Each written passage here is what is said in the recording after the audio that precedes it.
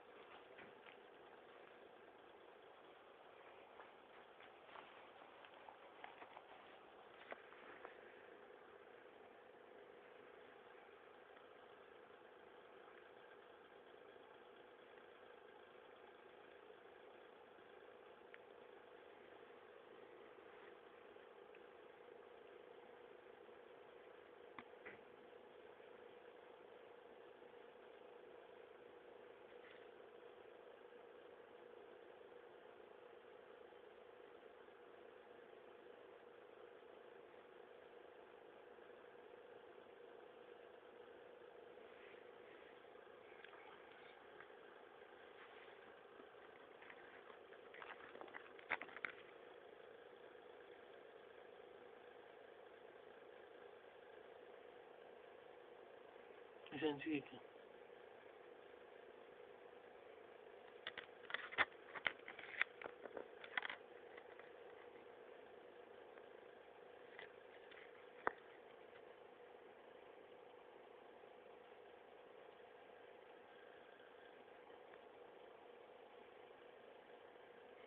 دی ونیسو